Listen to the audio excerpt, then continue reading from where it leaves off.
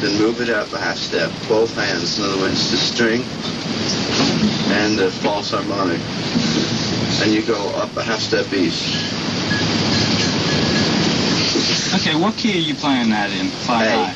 It's an A. When I play Crazy Train, if I go to play Flying High again, I'm a half tone out. Is you tune different? It's tuned a semitone down. Okay. Okay, so to show you what I mean, here's A.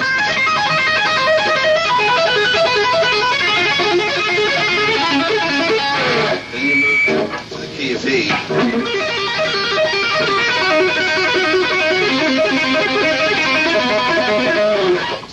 Both hands are moving up a half step every string. Are they both on the same string? No, see, each string moves up. Like on the first string, okay. Right? Then you move to the second string a half step up. All right. You do the same thing with your false harmonic, half step up. And the next string, half step up.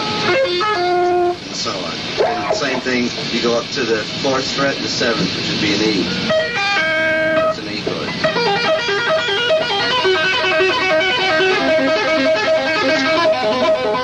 And if you get lost, it ends on F. What do you play Crazy Train? What's wrong with that? E or F sharp, I mean? Yeah, starts on F sharp.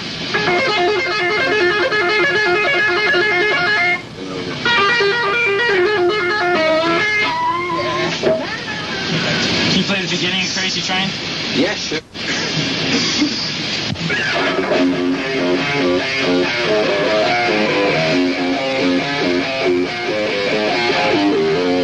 Okay, do you have a wah-wah on that pushed all the way up at the beginning? No, just a distortion like it is now. Because it does sound like you have a wah-wah on that. The rhythm.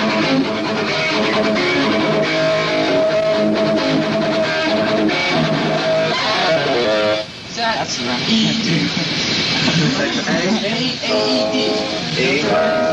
D, A.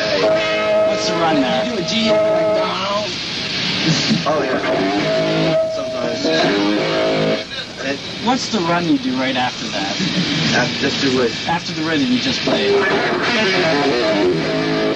Yeah, Just a fake.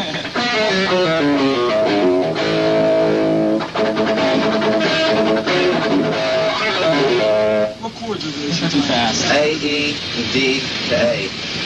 And at the end, if you use inversions, because which is A with a third on the bass, and E with a third on the bass, then A. No, D, then E. This would be a D. So it's going A, E, D, A. That's just the very last time I need to make. What's the chorus? Is there any way to get a mic up there? Because I can't hear the question. Could you speak up?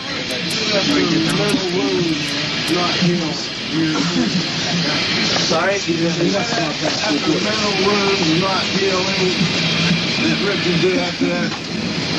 It's like That one.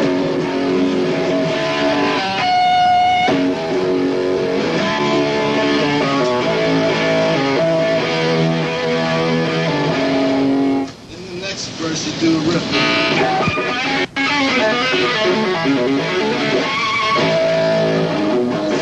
What's that one that builds up? It goes. That's a fake. No, I don't even do that live because it sounds really sloppy. But what that is, I mean, you could. I used to do that live. But there's nothing technical about that except you're just faking the kids. It's F sharp minor, right? And I'm not going to lie and say you do that all the way up. It was like a pick slide to the chord quick before it died. I mean, when you play loud, things like that, you can fall over time. What do you tune down to now still? What makes the same one? Well, I didn't on the first album. On the second album, it was just, a lot of people do it. I never did it. But when we were writing the second album, the tuner we had was off. It was not on. And I got to like some of the sounds for some of these songs. It gives you a much heavier sound to the chords, especially like an A chord, having that A flat tone, or an E. Basically, it just gives you a more sort of meaner sound to the chord. Live, some of the songs are tuned normal, some are tuned down, so I have different guitars tuned differently. That's basically all it is. So what type of strings do you use? Exercise, you get a groove, like finger exercise before you go out on stage, like warm-ups. Well, I do a lot of things with the first, second, and fourth finger just to sort of warm them up.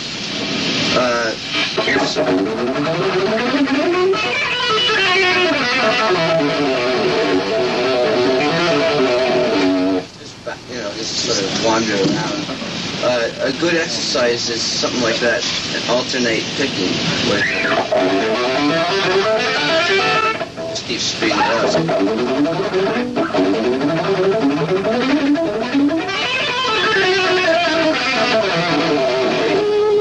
Something like that. The guy asked me this earlier. Sometimes I do a lot of hammer on it, so I just basic.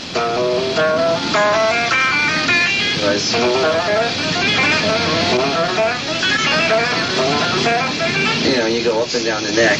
But I don't do those so much anymore. I used to do them before a gig, and they really warm up my fingers.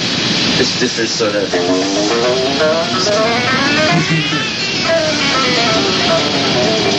When you write your songs, do you all get together, like all four members of the band, right? Or do you work on the music by yourself and Ozzy works on lyrics? Well, the first album, when I first met Ozzy, there was no band yet. So I was staying at his house, and he and I were just sort of knocking ideas around. And then we met Bob. And the three of us, while we were looking for a drummer, auditioning, we were just sort of messing around with riffs and ideas. And we didn't actually get a drummer until a week before we went to the studio to put it together. Mainly it's just sitting around with a tape recorder on and just keep at it, keep looking for ideas. And you'll finally come up with them. I mean, it takes a long time. It takes a few days before you come up with anything at all. But it's not really ever the whole band at once writing, because really the song comes from either a riff or a melody or a combination of the two. It's not like you all come up with something at the same time. You know what I mean?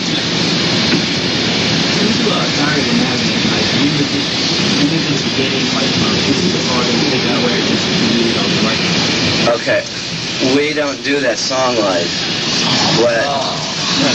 Do it now. We use the tape, but I will show you the chords to that if you want to learn. I'm sorry? Are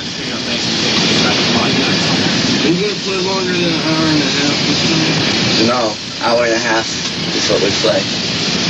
You got to do next week. So you should have supported Diary Madness. Diary Madness? Sure.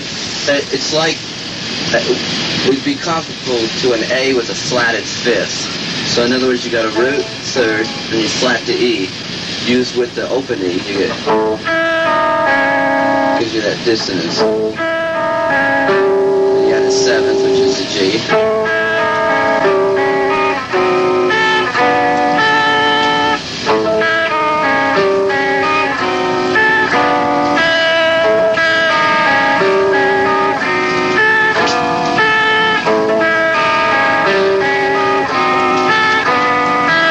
Goes to A minor 9.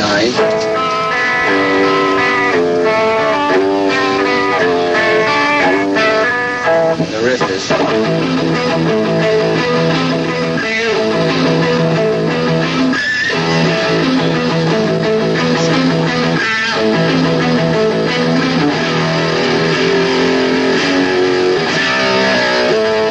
Keep going.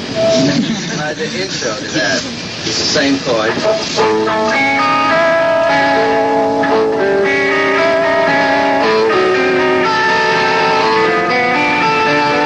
This is A major 9.